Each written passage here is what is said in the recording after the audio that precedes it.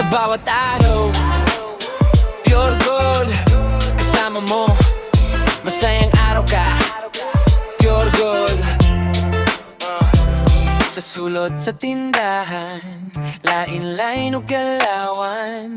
Pure gold vibes pero lahi-lahi o bahugtasan. Sulot pa lang ni mo, makitandayo ng crew. Na iseryoso ka ayaw, murag siya ang boss sa zoo. Naapot chill lang, sige uglingi sa door mo. Dutira para sa sweldo, walay pake sa zone. Na ay kusog mangayo o break, bisan bago pa ni abot. Naapod na ning kamot, bisan gikapoy di mo hunong. Ang cashier, paspas, mura ug makina mo scam. Pero naapod isa nga dugay ka ayaw mo stand. Lahi-lahi yun ka o batasan sa trabaho.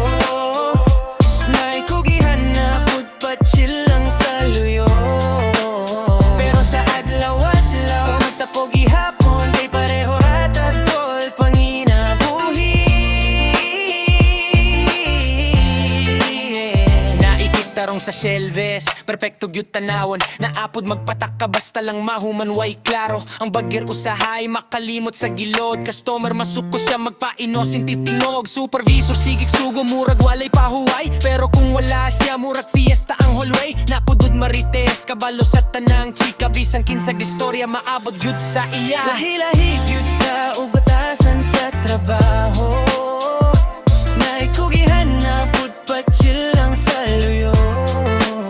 Pero sa adlaw-adlaw magtapog ihapon, kay pareho ratag tol panginabuhi.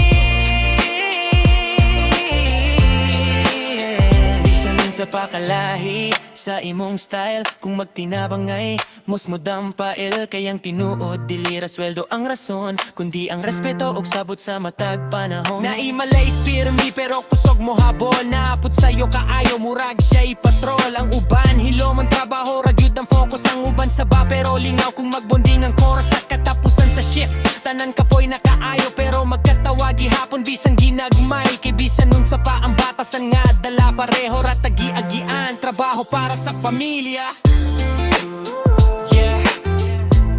Sa pure gold nga kay butan dilitanan pareho. Pero sa paning kamot